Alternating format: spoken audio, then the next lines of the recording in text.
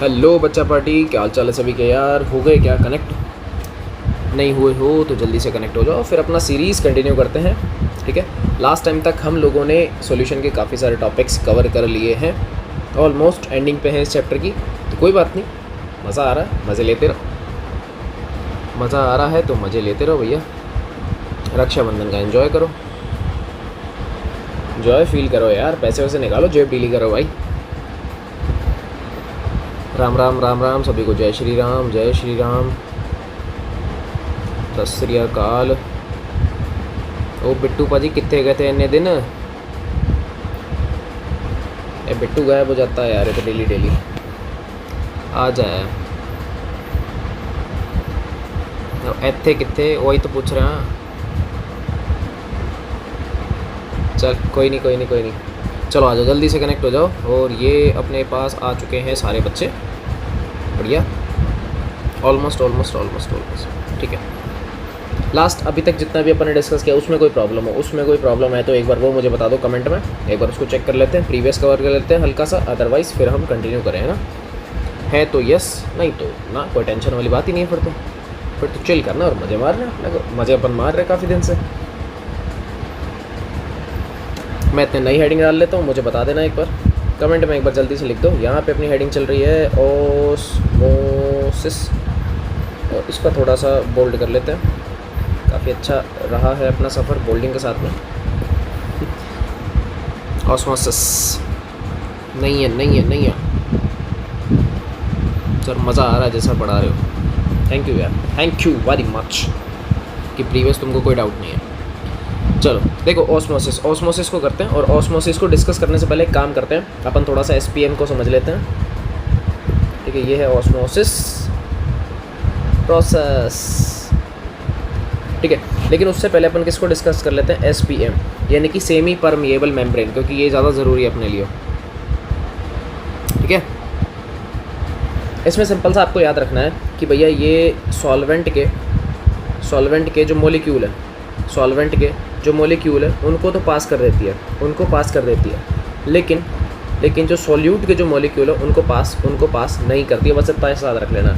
यानी कि एसपीएम के थ्रू जो पासिंग चलती है वो किसका चलता है, सॉल्वेंट का चलता है, क्योंकि इसकी नज़र में जो सॉल्वेंट होता है वो थोड़े से स्मॉल मॉलिक्यूल्स हैं। कैसे हैं स्मॉल, लेकिन सॉल्यूट जो होते हैं वो कैसे होते हैं, वो होते हैं लार्ज मॉलिक्यूल। एसपीएम के बिहाफ पे अगर आप देखोगे तो ये सिंपल सा कह रहा है कि भैया एसपीएम सेमी परमिएबल मेम्ब्रेन है, एक मेम्ब्रेन जिसके अंदर से सॉल्वेंट के मॉलिक्यूल्स पास हो जाते हैं, लेकिन सॉल्यूट के मॉलिक्यूल्स हिंडर्ड यानी कि ब्लॉक हो जाते हैं। इसी को बोला जाता है एसपीएम, सेमी परमिएबल मेम्ब्रेन। इसका काम तो तुम्हें समझ में आ गया। अब बात करते हैं ऑस्मोसिस प्रोसेस की। अब वापस आ जाते हैं अपने वाले पे, ऑस्मोसिस प्रोसेस। ऑस्मोसिस प्रोसेस इसको देख लेते हैं अपन। ठीक है, इसको देख लेते हैं, सिंपल सा है। व्हेन द सॉल्वेंट मॉलिक्यूल, एक मिनट थोड़ा इसको जूम कर लेते हैं आप, ठीक है, molecule pass through SPM from pure solvent to solution, ऐसे याद रख लो, एक ही बात है ना। ये अपने को वहाँ से अपन ने पास करवा दिया, इसी को अपन क्या बोलते हैं, इसी को अपन ऑस्मोसिस प्रोसेस बोलते हैं, यानी कि फ्लो ऑफ सॉल्वेंट। अपन देख लेते हैं, flow of solvent is known as osmosis process। Osmosis process मतलब ये क्या कह रहा है कि सॉल्वेंट के जो मॉलिक्यूल है वो एसपीएम के थ्रू पास हो रहे हैं, लेकिन कहाँ से हो रहे हैं, बस यही आपको ध्यान रखने वाली बात है कि पास ऑन कहाँ से हुए। वो पास हो रहे हैं भैया प्योर सॉल्वेंट से, किसके पास में, सॉल्यूशन के पास में। प्योर सॉल्वेंट से कहाँ जा रहे हैं, सॉल्यूशन के पास में जा रहे हैं। इसी को बोला जाता है ऑस्मोसिस प्रोसेस। इंपॉर्टेंट है इसलिए मैंने इसको हाईलाइट किया है, इंपॉर्टेंट है, अदरवाइज़ मैं नहीं करता। ठीक है, बहुत इंपॉर्टेंट है। अब चाहे डेफिनेशन हो चाहे किसी पर्पज़ से देख लो आप, मैं यहाँ पे लगा भी देता हूँ कि भैया एक तो ये सीबीएसई के पॉइंट ऑफ व्यू से अच्छा है। सीबीएसई इसको थोड़ा सा प्रीफर करती है, प्रीफर करेगी तो हम तो भैया फिर करवाएंगे, हम काय को छोड़ेंगे फिर। ठीक है, तो चलो आ जाओ। ये तो आ गया किसका, ऑस्मोसिस प्रोसेस का एक छोटा सा डेफिनेशन। और इसी में जो कंफ्यूज करने वाली चीज़ें वो मैं आपको यहाँ पे लिख देता हूँ कि एक्चुअलिटी में होता क्या है। कि ऑस्मोसिस प्रोसेस जो है वो हमेशा लो कंसंट्रिक सॉल्यूशन से फ्लो होगा, कहाँ पर, हाई कंसंट्रिक सॉल्यूशन में। बात समझ गए? अब मेरे को एक चीज़ बताओ, हम जनरली जो चीज़ें पढ़ते हैं उसमें ये होता है कि भैया चीज़ें जब भी हैं या डिफ्यूज़न कभी भी होगा, कोई भी चीज़ चलेगी वो हमेशा हाई से लो की तरफ जाती है, ये हमको अच्छे से पता है। हाई से कहाँ जाती है? लो की तरफ। पर प्रॉब्लम ये कि सर आपने तो यहाँ पे लिख दिया कि लो से कहाँ जाना? हाई की तरफ। यही मेरा ऑस्मोसिस है, यही मेरा ऑस्मोसिस SIS ऑस्मोसिस प्रोसेस है। ये मेरा ऑस्मोसिस प्रोसेस है, कहाँ जाना है? लो कंसनट्रेशन से हाई। थोड़ा ध्यान से सुन लेना, लो कंसनट्रेशन का जो बेसिक सा मीनिंग होता है, इसका मीनिंग ये होता है कि भैया इसके अंदर जो सोल्यूट के जो पार्टिकल हैं वो तो हैं कम, लेकिन सॉल्वेंट क्या है? ज़्यादा है। लेकिन हाई कंसनट्रेट का मीन्स क्या है? कंसनट्रेशन बढ़ा दी, इसका मतलब मैंने इनडायरेक्टली सोल्यूट को बढ़ा दिया और यहाँ पर सॉल्वेंट को मैंने क्या कर दिया है? कम कर दिया है। आपको जो याद रखने वाली बात है फिर दिखा रहा हूँ, आपको फोकस यहीं करना है। हमें सोल्यूट से कोई लेना देना नहीं है, फिर बोल रहा हूँ हमें सोल्यूट से कोई लेना देना नहीं है, हमें सिर्फ फोकस करना है। किसको फोकस करना है भैया? सॉल्वेंट को। ध्यान से पढ़ोगे ना, इनडायरेक्टली देखो क्या दिख रहा है कि सॉल्वेंट हाई है, हाई से कहाँ जा रहे हो? लो की तरफ जा रहे हो। और अभी मैंने बोला कभी भी डिफ्यूज़न होगा, चाहे गैसेज हो चाहे कुछ भी हो, हमेशा आप हाई से कहाँ जाओगे? लो की तरफ ही रश करोगे, हमेशा, ऑलवेज। तो आपको ऐसे याद रखना है, ठीक है। तो ऑस्मोसिस प्रोसेस का एक और डेफिनेशन बन गया। क्या हो रहा है कि सॉल्वेंट के जो मॉलिक्यूल्स हैं वो लो कंसंट्रेशन से कहाँ जा रहे हैं? हाई कंसंट्रेशन सॉल्यूशन की तरफ जा रहे हैं। इसी को बोला जाता है ऑस्मोसिस प्रोसेस। अब इसी के साथ एक और डेफिनेशन हम यहाँ पे कवर कर लेते हैं, that is osmotic pressure. Osmotic pressure, अब what is this? Osmotic pressure क्या होता है? दैट प्रेशर या दोज प्रेशर, या इसको मैं दैट कर देता हूँ, दैट प्रेशर या विच प्रेशर, जो मन में वो आप लगा सकते हो, कोई दिक्कत वाली बात नहीं है। यहाँ पे मैं इसको हटा ही देता हूँ, एक काम होगा डिलीट हटाओ। चलो अब तू इधर आ जा। Pressure just stop the process of solvent. pressure just stop the process of solvent is known as osmotic pressure। osmotic pressure मतलब मैं क्या बोल रहा हूँ, मतलब इसका सेंस क्या हुआ? ये कह रहा है कि वो प्रेशर जो कि क्या कर रहा है? ऑस्मोसिस के प्रोसेस को सिर्फ रोक रहा है, होल्ड पे डाल रहा है, सिर्फ उसने रोका है। ऑस्मोसिस के प्रोसेस को रोक रहा है, प्रोसेस ऑफ सॉल्वेंट। अबे सॉल्वेंट कहाँ से आ गया? अबे रुक जा, फ्लो में ज़्यादा वो भावनाओं में बह गया। Pressure just stop the process of osmosis process is known as osmotic pressure. यानी कि जो ऑस्मोसिस के प्रोसेस को रोक देगा वही क्या होता है? ऑस्मोटिक प्रेशर होता है। बात समझ में आ गई? कोई दिक्कत परेशानी समस्या भैया अब तुम लोग बताओ, तुम्हारा कमेंट भी देख लेते हैं, कोई दिक्कत हो तो नहीं है? बढ़िया हालत, बहुत बलिया। आओ, जब है ही नहीं दिक्कत तो आ जाओ, थोड़ा आगे चलते हैं, थोड़ा आगे चलेंगे। अब चलना कहाँ है वो देख लो। ऑस्मोटिक प्रेशर भी हो गया। अब सुनो ध्यान से, रिवर्स भी समझाऊंगा, लेकिन उससे पहले एक काम करते हैं, थोड़ा सा ऑस्मोटिक प्रेशर के अंदर ही इसका एक फार्मूला और जनरेट होता है, और इसका फार्मूला होता है पाई इक्वल में CRT। ये जो ऑस्मोटिक प्रेशर है बेटा, इसको पाई से अपन रिप्रेजेंट करते हैं। ये तो बन गया ऑस्मोटिक प्रेशर। C जो है वो तो हो गई हमारी कंसंट्रेशन, और कंसंट्रेशन फिक्स है भैया। यहाँ पे मोलैरिटी टर्म यूज़ करते हैं। कौन सा टर्म यूज़ करते हैं? मोलैरिटी। R क्या हो गया हमारे पास में? Gas constant. इसकी दो वैल्यू होती हैं, एक तो होती है 0.0821 और एक होती है 8.314। दोनों में से कौन सी यूज़ करनी है वो भी आपको पता है। ऊपर वाला चलता है लीटर एटमॉस्फेयर, नीचे वाला चलता है किलो केल्विन में, ठीक है। तो दोनों में ध्यान रख लेना ना, केल्विन वाले के लिए आपको अलग अलग चीज़ें यूज़ करनी पड़ेगी। ऊपर वाला लीटर एटमॉस्फेयर इतना याद रख लो, और T तो भैया टेम्परेचर है जो कि देगा, ठीक है। नहीं तो रूम टेम्परेचर तो हम ले ही लेंगे, ठीक है। तो कुल मिला के पाई इक्वल अपने पास क्या आ गया? CRT आ गया है। तो इस फॉर्मूले को हम आगे चल के यूज़ करेंगे, और मोलैरिटी ही C है। तो अब आप C का समझ चुके हो कि मैं क्या लिख सकता हूँ? नंबर ऑफ मोल्स ऑफ, यहाँ पर मैं लिख ही देता हूँ ना, ये तो आपको पता ही है। ये क्या होता है? मोल ऑफ सोल्यूट अपॉन में क्या होता है बेटा? वॉल्यूम ऑफ सोल्यूशन, और ये मैंने लगा दिया लीटर। बात याद रहेगी, कोई दिक्कत वाली बात नहीं होनी चाहिए इसके अंदर, ठीक है। तो ये था एक और हमारे पास में फॉर्मूला। अब इसके कुछ आते हैं टाइप्स, तो टाइप्स भी देख लेते हैं। अब इसके कुछ टाइप्स आते हैं वो देख लेते हैं ध्यान से। टाइप आते हैं इसके। अब इसके टाइप्स में भी पहला जो अपने पास आता है वो आता है आइसोटोनिक सॉल्यूशन। कोई दिक्कत है भाई? Isotonic solution. ठीक है, बढ़िया। आ जाओ।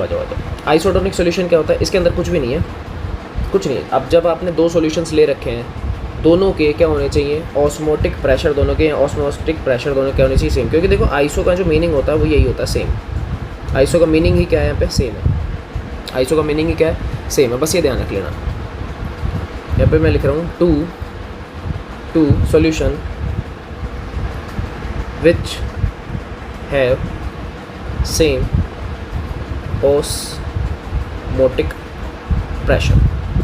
इसका मतलब ऐसा बोल दूँ कि पहले वाले का पाई 1 है तो दूसरे वाले क्या होगा, पाई 2। ये दोनों आपस में क्या है, इक्वल है। ये दोनों आपस में क्या है, इक्वल है। और यहीं से एक नया फॉर्मूला जनरेट हो सकता है, आप कर सकते हो। पाई 1 इज इक्वल टू होता है बेटा CRT, इज इक्वल टू हो जाएगा CRT। अब ROT कॉन्स्टेंट है तो यहाँ पे मैं C1 और C2 कर देता हूँ। अब आपको दिख रहा है साहब RT से तो RT मर गया, ठीक है। और ये जो C1 C2 है ये कंसनट्रेशन होती है मोलैरिटी, ठीक है। और मोलैरिटी को मैं अभी क्या लिख के आया हूँ भैया, number of moles of solute, जिसको मैं N2 मान लेता हूँ, नीचे क्या है वॉल्यूम V। तो एक तरीके से यहाँ बन जाएगा N2/V इक्वल होता है बेटा N2 सॉरी उसमें N1 कर देता हूँ, थोड़ा सा डिफरेंस दिखाने के लिए N1 कर देता हूँ और यहाँ पे लगा देता हूँ मैं V। अब अगर वॉल्यूम वगैरह सेम है तो देख लेना, नहीं तो कोई टेंशन वाली बात ही नहीं है। ये लो फार्मूला बन गया। अब वॉल्यूम दे रखा होगा आपको कुछ ना कुछ, तो डिपेंड करेगा। ये वाली चीज़ें, ये होता है आइसोटोनिक सॉल्यूशन, बात समझ गए। यही होता है बस अपने पास में आइसोटोनिक सॉल्यूशन, इसी को ही बोलते हैं, इसी को ही बोला जाता है, इसी को ही बोला जाता है, इसी को ही बोला जाता है। प्रॉब्लम है तो बता दो, नहीं है तो कोई टेंशन नहीं, फिर तो आगे चले। बात समझ गए ना। अरे बच्चों वाला काम है, बच्चों वाला काम है, बच्चों वाला काम है, तो बच्चों वाला। अच्छा, ये डिफरेंस के लिए V1 और ये V2 में कर देता हूँ, और ऊपर मैं आपको चेंज करके दिखाता हूँ। यहाँ पे ये हट जा भाई, हट गया, चलो आ जाओ, बन गया एक और। तो जो अच्छा लगे वो देख लेना। पेपर में वर्ड लिखा मिले तभी लगाना है, कहीं ज़बरदस्ती चेपी आओ वो भी मत कर देना। सेकंड जो अपने पास होता है, देखो आइसोटोनिक हो गया। अब आता है अपने पास में हाइपरटोनिक सॉल्यूशन। हाइपरटोनिक का बेसिक सा मतलब होता है, देखो हाइपर वर्ड को जज करो एक बार। हाइपर, अरे कहाँ गया, हाइपर वर्ड को जज करो। हाइपर का बेसिक सा मीन्स क्या होता है, गुस्सा आना। क्या आना, गुस्सा आना। और गुस्सा क्या होता है, अंदर से बाहर निकलता है, अंदर से बाहर निकलता है। इसका मतलब एक चीज़ का प्रेशर ज़्यादा है और दूसरे वाले का प्रेशर कम है। तो अपन क्या लिखेंगे, two solutions in which one have more osmotic pressure than other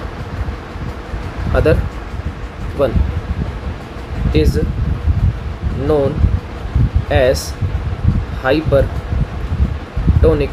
solution। ये क्या बोला, कह रहा है वापस से दो सॉल्यूशन है जिसमें से एक का गुस्सा ज़्यादा है, यानी कि एक का प्रेशर ज़्यादा है, दूसरे वाले का कम है। इसका मतलब ऐसे बोल दूँ कि पाई 1 मान लो ज़्यादा है किससे, पाई 2 से। अरे बोलने में तो कुछ भी लिख सकते हो, कोई फ़र्क थोड़ी पड़ रहा है। अब इसी चीज़ को थोड़ा सा ध्यान से समझना।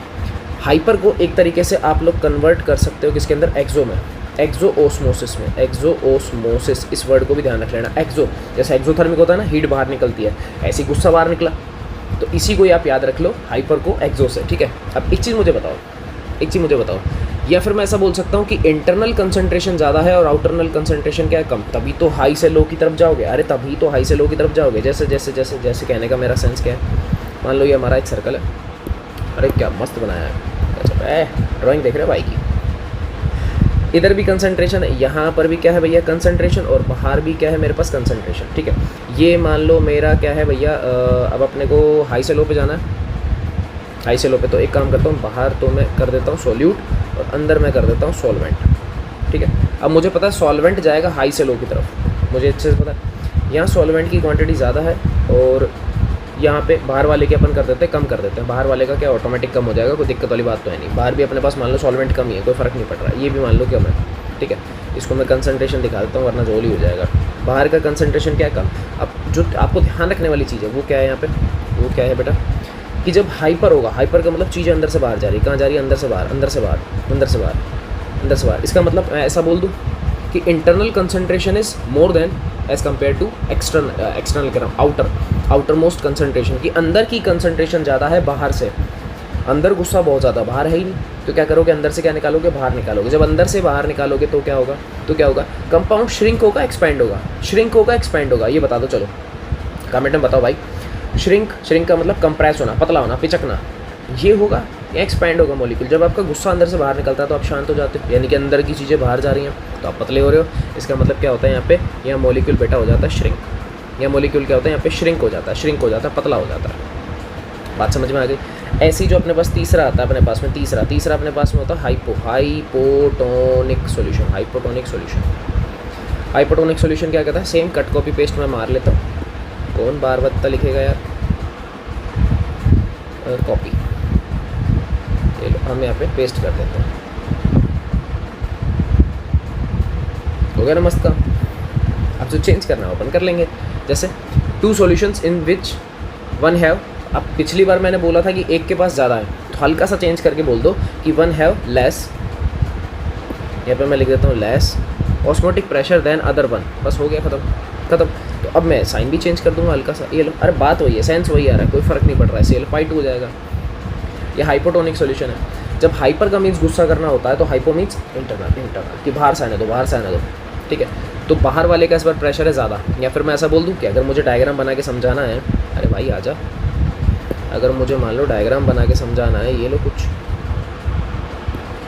तो क्या करें कि इस बार जो कंसंट्रेशन है बाहर की वो तो है ज़्यादा, लेकिन इंटरनल कंसंट्रेशन क्या है, कम।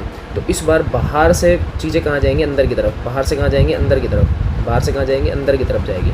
अब जब चीज़ें बाहर से अंदर आ रही है, जैसे किशमिश के साथ होता है, पानी बाहर से अंदर आता है तो क्या होता है, किशमिश एक्सपेंड हो जाती है, यानी कि फूल जाती है। तो यहाँ लिख देंगे अपन एक्सपेंशन, कि मॉलिक्यूल क्या हो जाता है, एक्सपैंड हो जाता है। और इस हाइपो को आप दूसरे नाम से जान सकते हो, दैट इज़ एंडोस्मोसिस। एंडोस्मोसिस, ये दो नाम हो गए इनके। तो शॉर्ट एंड स्वीट में पता लग गया आपको।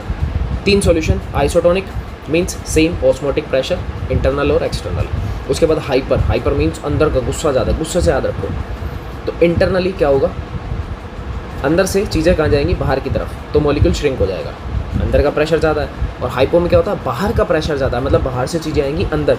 जैसे किशमिश में पानी बाहर से आ जाता है, स्वैलअप हो जाती है वो, तो एक्सपेंशन होता है वहाँ पे। तो आपको ये चीज़ें थोड़ी सी ध्यान रखनी है।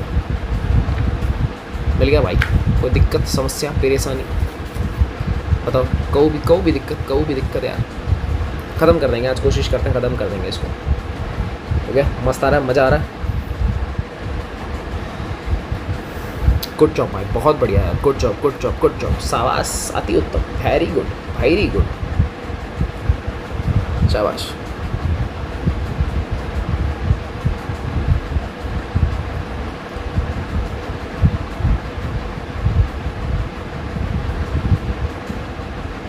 बढ़िया। तो नेक्स्ट अपन हेडिंग पढ़ लेते हैं अब। जो अपनी नेक्स्ट हेडिंग आ रही है, जो मेन है, दैट इज़ रिवर्स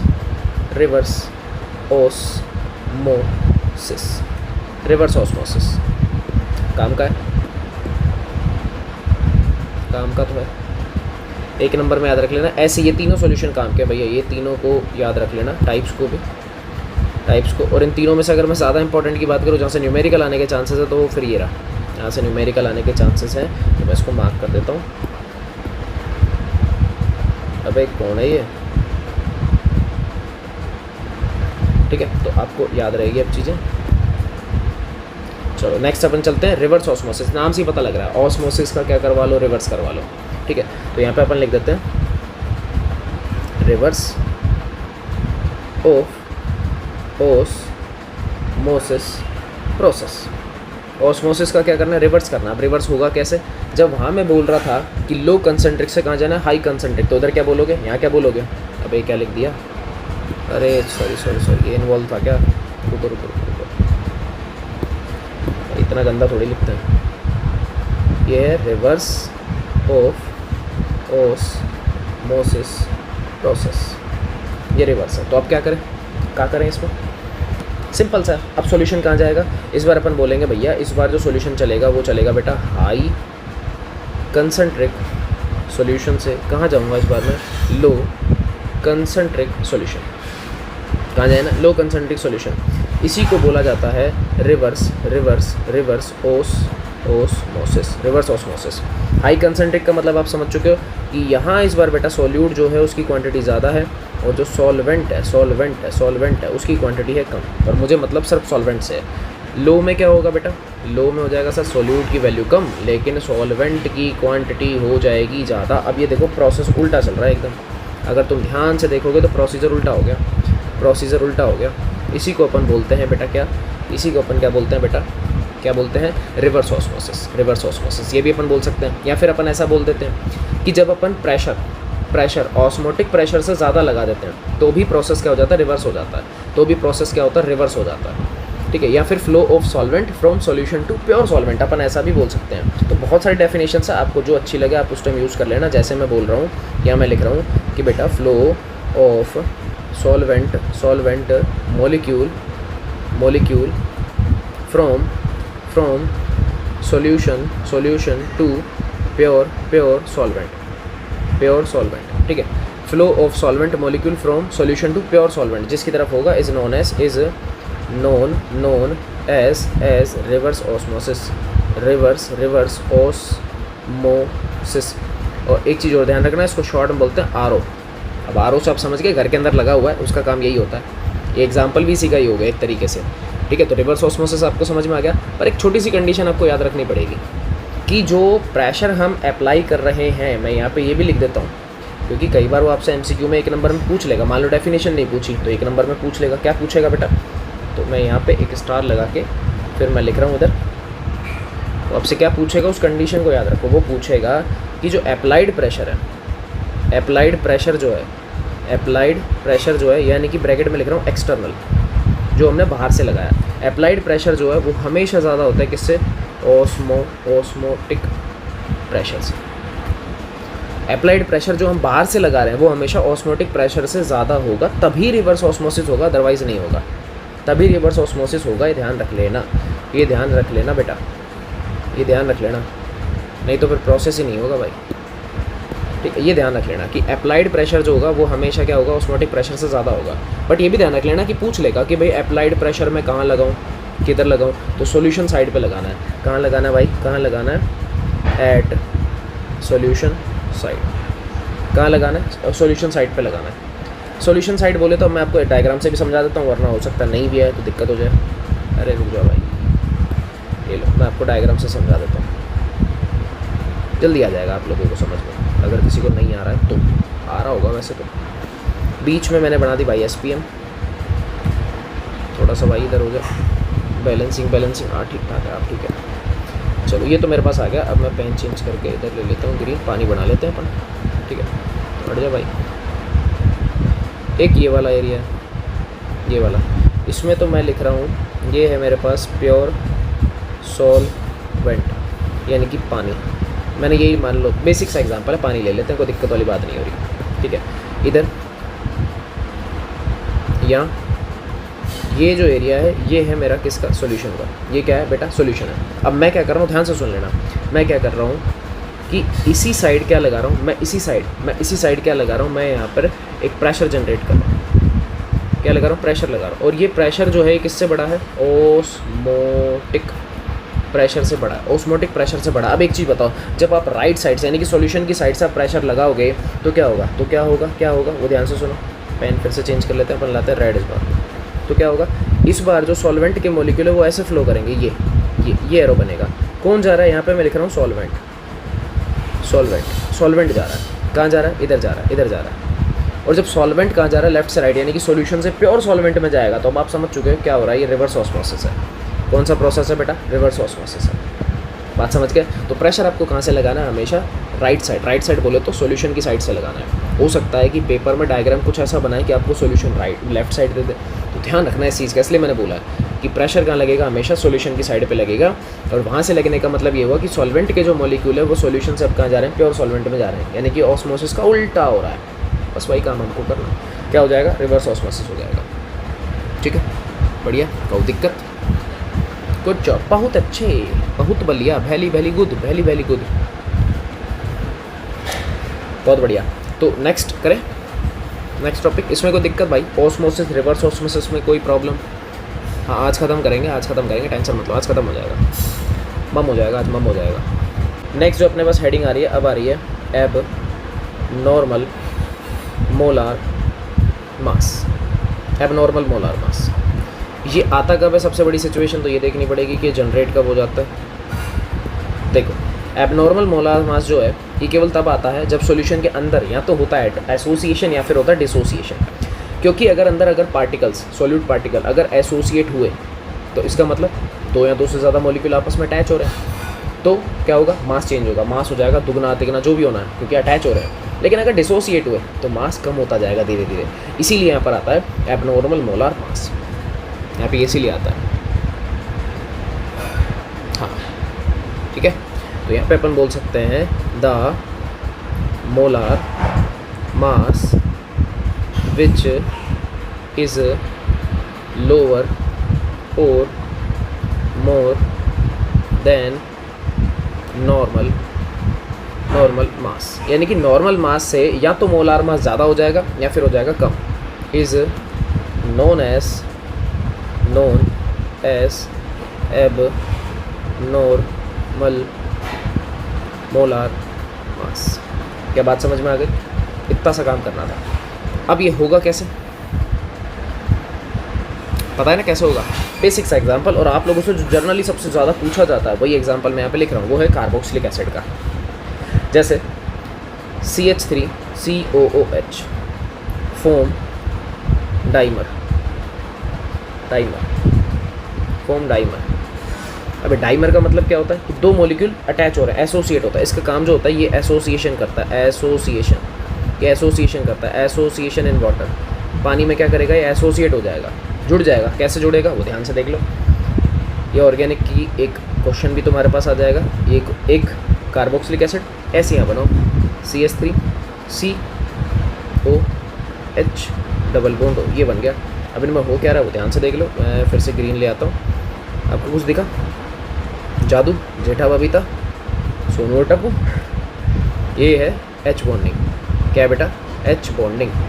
और अगर हाइड्रोजन बॉन्डिंग बनी तो ये दोनों मॉलिक्यूल क्या हो जाएंगे, एसोसिएट हो जाएंगे, चिपक जाएंगे, जिसकी वजह से मोलार मास हो जाएगा चेंज। अब मैं जर्नल आपको बता देता हूँ, इनका लिखता हूँ सबसे पहले तो नॉर्मल मास इक्वल। अभी नॉर्मल मास किसका लिख रहा हूँ वो भी मैं लिख देता हूँ, CH3COOH। कितना होता है इसका? होता है, देखो कार्बन हो गया अपने पास में 12 यानी कि 24, प्लस में हो जाएगा 32 और प्लस में हो जाएगा 4, आई थिंक 60 हो गया, 60 ठीक है। लेकिन जो अब आ रहा है एबनॉर्मल मोलार मास, अब जो आ रहा है आफ्टर एसोसिएशन की बात हो रही है, तो ये कितना होता है? क्योंकि दो मॉलिक्यूल आएगा तो 60 का जस्ट डबल हो जाएगा, यानी कि कितना आएगा, 120 आएगा। कितना आएगा? 120 आएगा, जस्ट डबल हो चुका है। तो ये हुआ किस वजह से? क्योंकि यहाँ पर कार्बोक्सिलिक एसिड ने क्या कर दिया, एसोसिएशन कर लिया है। और इसीलिए बोल रहा हूँ कि ये एग्जाम्पल बहुत इंपॉर्टेंट है, पेपर में खून पीने के लिए कई बार ये आ चुका है। पेपर में काफ़ी बार 1 नंबर में पूछेगा, या हो सकता है आपसे वान टू फैक्टर में पूछ ले, तो इसकी कोई गारंटी नहीं है। वान टू हो फैक्टर में भी वो पूछ सकता है, बस ध्यान रख लेना, ठीक है। अब ये वान टू फैक्टर क्या होगी अभी समझा दूंगा, क्योंकि वो आता ही एसोसिएशन डिसोसिएशन के लिए। ये समझ में आ गई चीज़ें? पहले कमेंट में बताओ ये वाला अंकल समझ में आ गया। ये तो बहुत आसान था, इसमें तो कुछ खास था भी नहीं। बस आपको इतना सा याद रखना है, एसोसिएट होगा तो मास चेंज हो जाएगा, डिसोसिएट होगा तो मास चेंज हो जाएगा। इसी को बोला जाता है एबनॉर्मल मोलार मास। इससे ज़्यादा कुछ नहीं, नॉट मोर देन दिस। इससे ज़्यादा कछु ना है, इससे ज़्यादा कछु नहीं। Good job. अब मैं यहाँ पे दिखा रहा हूँ तुम लोगों को want of factor. Last topic हमारा और ये चैप्टर खत्म। किल हो जाएगा, किल मर जाएगा। तो वांट ऑफ फैक्टर देख लेते हैं अपन। ये वांट ऑफ फैक्टर क्या है? मस्त अंकल है वैसे तो। इसको रिप्रेजेंट किया जाता है एक तो आई से। किससे रिप्रेजेंट करते हैं अपन इसको? आई से रिप्रेजेंट करते हैं। अब बनाओगे कैसे वांट ऑफ फैक्टर अपने पास? सिंपल सा है। ये किसके बारे में इंफॉर्मेशन प्रोवाइड करता है? एसोसिएशन और डिसोसिएशन। तो यहाँ पे लिख रहा हूँ मैं, किसके लिए आता है? फॉर एसोसिएशन और डिसोसिएशन। एसोसिएशन और डिसोसिएशन आई से रिप्रेजेंट करते हैं। जर्नल कुछ फॉर्मूले भी होते हैं इसका, तो जर्नल कुछ इसके फॉर्मूले भी चलते हो, बता देता हूँ। या बताओगे? क्लास में किया हुआ तो है। बाई नंबर ऑफ पार्टिकल बताओ ऊपर क्या लिखो? ऐसो मतलब क्या बोलते हैं उसको? आफ्टर लिखूँ बिफोर लिखूँ? क्योंकि पार्टिकल अपन देख रहे हैं बिफोर या आफ्टर। यहाँ पे मैं लिख देता हूँ एसोसिएशन और स्लैश लगा के डिसोसिएशन। ऊपर जो देखते हैं वो अपन देखते हैं बेटा क्या, नंबर ऑफ पार्टिकल्स, यहाँ पे आता है बिफोर, पक्का, यहाँ आता है आफ्टर, आफ्टर यानी कि बाद में कितने हुए, अपॉन में नंबर ऑफ पार्टिकल, यहाँ पे जाएगा बिफोर एसोसिएशन और डिसोसिएशन, पहले बाद में, उसके बाद नीचे फिर पहले वाला आएगा, ठीक है, बात समझ गया, पहले आफ्टर वाला उसके बाद बिफोर वाला। ज़रूरी नहीं है आपके पास यही हो, आई का फॉर्मूला और भी होता है भाई, बहुत सारे आई के, तो कुछ ही बना दो। यहाँ पे आता है pi observe, observe observe, upon में आता है pi calculated, calculated calculated, observation upon में कैलकुलेशन। दो वैल्यूज़ आपको हमेशा मिलने वाली हैं, जिसमें से एक हम खुद निकालते हैं और दूसरी थियोरेटिकल यानी कि एक्सपेरिमेंटल अपने पास आ जाती है, कोई दिक्कत वाली बात नहीं है, बस ये ध्यान रख लेना, बस ये ध्यान रख लेना, ठीक है। इतना सा रखो बहुत है हमारे लिए, कोई दिक्कत वाली बात नहीं है। हाँ, कैलकुलेटेड को आप ये बोल सकते हो थियोरेटिकल, हाँ बिल्कुल इसको बोल सकते हो, पाई थियोरेटिकल, इसको आप बोल सकते हो, कोई दिक्कत वाली नहीं है, इसको कोई दिक्कत वाली बात नहीं है, थियोरेटिकल इसको आप बोल सकते हो, इसको बोल सकते हो, इसको बोल सकते हो। अब ये भी तुम्हें दिखा दिया पाई। अब देखो ये तो था पाई की फॉर्म में, पाई बोले तो क्योंकि हमने ऑस्मोटिक प्रेशर पढ़ लिया है, क्या हम और किसी में नहीं लगा सकते क्या? अरे बिल्कुल लगा सकते हो भाई। क्या हम लोगों ने, एक मिनट रुको, क्या हम लोगों ने, मेरे को एक चीज़ बताओ, क्या हम लोगों ने RLBP पढ़ा? बिल्कुल सर पढ़ा है। Elevation in BP, freezing point, सब में लग सकता है, तो सब में लग सकता है, कोई दिक्कत वाली बात नहीं है, सब में। अरे लो यार तुम लोग, डेल TV अपॉन में डेल TV चिपका दो, अब तुम समझ गए। OBS ऊपर आएगा ऑब्जर्व और नीचे क्या आएगा? थ्योरेटिकल या कैलकुलेटेड। ऐसे ही डेल TF इसके लिए भी सेम, अपॉन में डेल TF। अब ऐसे कितने फॉर्मूला बना लो, ये भी किसका है? ये कैलकुलेटेड, और ऊपर क्या आएगा? ऑब्जर्व आएगा। बस एक जो आपको ध्यान रखने वाली बात है, जो ध्यान आपको रखना है, इसके स्टार क्यों लगाया?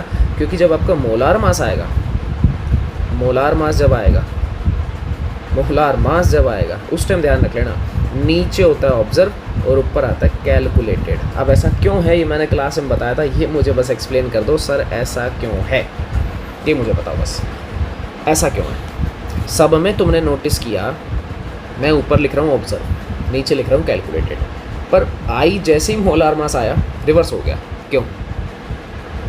क्यों हुआ? हाँ मैं वो भी लिख देता हूँ, ये लो यार, तुम खुश रहो, मैं वो भी लिख देता हूँ, डेल P कौन में डेल P, तो ये था ऑब्जर्व और ये है कैलकुलेट, ये लो तुम खुश रहो भाई। RLBP ले लो यार, तुम RLBP लो रहे यार, तुम खुश रहो। दूर करूँ थोड़ा सा, एक मिनट रुको, इसको क्लियर मैं अच्छा सा लिख देता हूँ, फिर हटाओ उसको डिलीट देता हूँ। तुम लोग तो रीज़न बताओ भाई, मैं इधर लिख रहा हूँ, कुछ लिख रहा हूँ, डेल P अपॉन में P नोट, P नोट ही आता है वैसे तो, और फिर से डेल P नोट, इस पूरे में OB ऑब्जर्व और इस पूरे में आएगा कैलकुलेटेड। ये तुम्हारा RLBP मैंने लगा दिया, सारे कवर हो गए, एलिवेशन, RLBP, BP, ऑस्मोटिक सब कवर हो गया, सब कवर हो गया। सिर्फ इतना सा एक्सप्लेन करो कैसे, पता लग जाएगा कितना दिमाग तुम लोगों ने वहाँ चलाया क्लास में। अगर वहाँ फोकस किया तो उधर प्रॉब्लम नहीं आएगी, या तुम इजीली बताओगे, क्योंकि क्लास में हर चीज़ का एक्सप्लेनेशन देता हूँ भैया, वो तो ऑफलाइन क्लासेस है, वहाँ तो दिमाग चलाना पड़ेगा। बताओ भूल गए भाई, एक चीज़ मुझे बताओ, जर्नल सा आप लोगों ने पढ़ा होगा, जैसे मैं इन्हीं फॉर्मूलों का यूज़ कर लेता हूँ, मान लो मैं इसी फॉर्मूले का यूज़ कर लेता हूँ, ठीक है, डेल T वाले का। अब आपको ये पता है कि डायरेक्टली प्रोपोर्शनल मोलैलिटी क्या होता है, ठीक है साहब पता है। मोलैलिटी का फॉर्मूला क्या होता है? मोल्स ऑफ सॉल्यूट, सॉल्यूट है ऊपर, ध्यान से सुनना मैं क्या बोल रहा हूँ, मोल्स ऑफ सॉल्यूट, सॉल्यूट ऊपर है। क्या सॉल्यूट को मैं ऐसा लिख सकता हूँ, given mass upon molar mass? बिल्कुल। अब मोलार मास कहाँ बैठा है? नीचे की तरफ। अब सुनना ध्यान से, मोलार मास कहाँ है? नीचे की तरफ है। तो ऑब्जर्वेशन अगर मैं लगाऊंगा तो ऊपर जो सॉल्यूट बैठे थे मोल्स में, मोल्स ऑफ सॉल्यूट, उसका मोलार मास नीचे है, और जो नीचे जाके बैठेगा, अरे जब मैं ऑब्जर्वेशन का लिखूंगा तब मेरा फॉर्मूला होगा क्या? मोल्स ऑफ सॉल्यूट ब्रैकेट में ऑब्जर्व, ठीक है, यानी कि ये हो गया given mass upon molar mass किसका? ऑब्जर्व का। तो ऑब्जर्व का मोलार मास कहाँ जा रहा है? नीचे। लेकिन जब मैं इस थियोरेटिकल वाले का लिखूंगा तो इसका मोलार मास कहाँ शिफ्ट हो जाएगा? ऊपर शिफ्ट हो जाएगा। वो है ना डिवाइड के नीचे डिवाइड, नंबर इंटरचेंज हो जाता है, तो वो वाला गेम है, ये क्लास में बताया हुआ है ना? याद आया? याद आया? कचू कचू, तोला तोला, याद आया? आ गया। आ गया सर, आ गया आ गया आ गया। पता ही हुई है चीज़ें भाई, क्लास में सब कुछ बताता हूँ मैं, कुछ नहीं छोड़ते, कुछ भी नहीं छोड़ते, कुछ नहीं छोड़ते।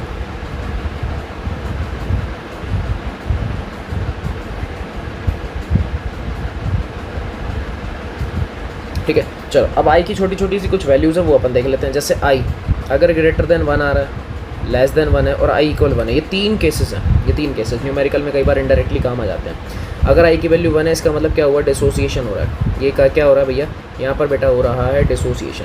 अगर आई की वैल्यू लेस देन 1 है, समझ जाना क्या हो रहा है, एसोसिएशन हो रहा है। क्या हो रहा है बेटा, एसोसिएशन। और अगर आई 1 है तो नाइदर एसोसिएशन और नोर डिसोसिएशन, यानी कि ना तो एसोसिएट होगा ना ही डिसोसिएट होगा, यानी कि जैसा तुम पार्टिकल लाए थे ऐसा कैसा बैठा है, उसका जो मास ओरिजिनल है वही है। तो वहाँ पे आई की वैल्यू हो जाएगी 1। ये थोड़ा सा इंपॉर्टेंट है तो मैं इसके ऊपर ज़रूर मार्क करना पसंद करूँगा। ये देखो ये थोड़ा इंपॉर्टेंट है तो मैंने इसको कर दिया। बाकी कुछ खास था नहीं इसलिए मैंने देखो किसी को कुछ भी नहीं किया, किसी को कुछ भी नहीं किया। अब तुम्हें बात समझ में आई। अब वो क्वेश्चन पता है क्या पूछेगा, जैसे बेंजोइक एसिड वाला केस याद है, बेंजोइक एसिड, तो यहाँ पर मैं लिख देता हूँ, ऐसे लिख देता हूँ, बेंजोइक एसिड इन वाटर। तो आई की वैल्यू बताओ, आई की वैल्यू। तो बेंजोइक एसिड ब्रैकेट में मैं आपको दिखा देता हूँ भैया, हम बात कर रहे हैं कार्बोक्सिलिक की, हम कार्बोक्सिलिक एसिड की बात कर रहे हैं, जिसको समझ में नहीं आया। बेंजोइक एसिड को पानी में डालोगे तो अभी अपन ने देखा था कि कार्बोक्सिलिक एसिड क्या करता है, एडिशन शो करता है, एडिशन एसोसिएशन करता है, और एसोसिएशन में आई की वैल्यू क्या हो जाती है, लेस देन 1। तो मैं बोलूँगा कि साहब यहाँ पर आई, अरे क्या हो गया, यहाँ जो आई की वैल्यू है सर वो आएगी लेस देन 1। और अगर कोई प्रॉपर बताना चाहे तो 1/2, दोनों में से कुछ भी लिख दो। आई की वैल्यू लेस देन 1 यानी कि आई की वैल्यू आज समझ गया, समझ गया, हाँ नहीं समझ गया, समझ गया, यस और नो, यस और नो। फिर मैं स्टार लगाता हूँ, फिर मैं स्टार लगा लेता हूँ। ये चीज़ें सवाल ऐसे पूछेगा आप लोगों से, मैंने लिख भी दिया एक मैंने सवाल इसलिए लिख दिया। सवाल ये रियलिटी में ऐसे पूछेगा आप लोगों से कि बेंजोइक एसिड पानी के अंदर क्या कर रहा है, टाइम पास, स्विमिंग करने आया, स्विमिंग करने आया। ठीक है, अब आई को कैसे कैसे अप्लाई करना है वो भी देख लो। तीनों फॉर्मूले मैं बता रहा हूँ। सबसे पहले तो मैं आपको बता रहा हूँ RLVP के अंदर, RLVP में क्या होता है, डेल P अपॉन में P नोट 1 और इक्वल होता है आई लगा दो वहाँ पे और x2। इस तरीके से आपको अप्लाई करके आना है। आई 1 टू फैक्टर सब में लगेगा, सब में, क्योंकि एसोसिएशन डिसोसिएशन कहीं पर भी हो सकता है। RLVP की जगह ऐसे अगर मैं दूसरा ले लूँगा, एलिवेशन इन BP, साहब यहाँ क्या करें, कुछ नहीं, आओ same, del TB directly proportional, या मैं इसको हटा देता हूँ, इक्वल में होता है बेटा क्या, I KB M। अब ये फॉर्मूला आपको यूज़ करना है, आई लगाते जाओ बस सब में। ऐसी फ्रीजिंग में यहाँ पर मैं लिख रहा हूँ डिप्रेशन इन फ्रीजिंग, तो यहाँ पर भी same formula, del TF equal में I KF M, मिल गया। ऐसी ऑस्मोसिस में आ जाओ, ऑस्मोटिक प्रेशर, तो यहाँ पे क्या चलेगा, पाई इक्वल में ICR और T, ICRT, खत्म, खेल खत्म, पैसा आ जाओ। इतना सा काम करना है। देखो आपके सामने चारों फॉर्मूले आ गए, RLVP, एलिवेशन, डिप्रेशन, ऑस्मोटिक। तो आपको आई का ध्यान रखना पड़ेगा। आप देखो, आपको आई का ध्यान अब रखना पड़ेगा।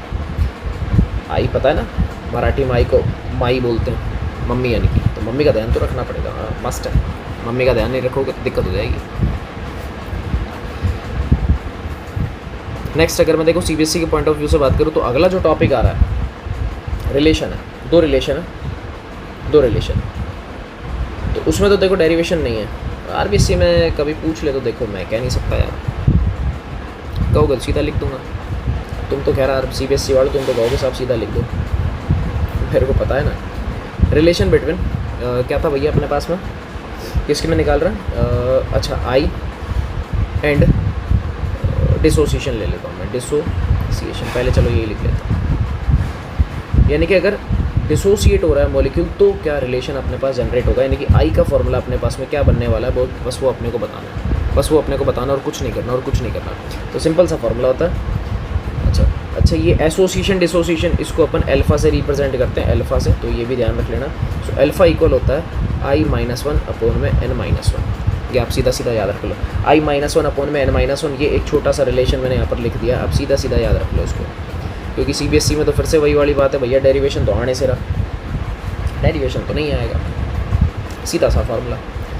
पेपर में आपको कहीं ना कहीं लिखा हुआ मिल जाएगा कि मॉलिक्यूल एसोसिएट हो रहा है या डिसोसिएट हो रहा है, तो डिग्री ऑफ डिसोसिएशन अगर आपसे पूछ ले तो आप यहाँ से अल्फा से आराम से निकाल सकते हो। अदरवाइज जर्नली तो देखो इसके क्वेश्चंस नहीं आते हैं, फिर बोल रहा हूँ नहीं आते हैं, पर अगर आ जाए तो मैंने फार्मूला लिख दिया है। ऐसे ही एक और आता है, relation between I and association. Again इसको भी मैं अल्फ़ा से रिप्रेजेंट कर रहा हूँ, तो यहाँ पर भी एक और अल्फ़ा का फार्मूला बनता है, एक और बनता है अल्फ़ा का फार्मूला। अगर कोई बताना चाहे तो, जो भी महापुरुष आप में से इच्छा रखता हो तो वो बता सकता।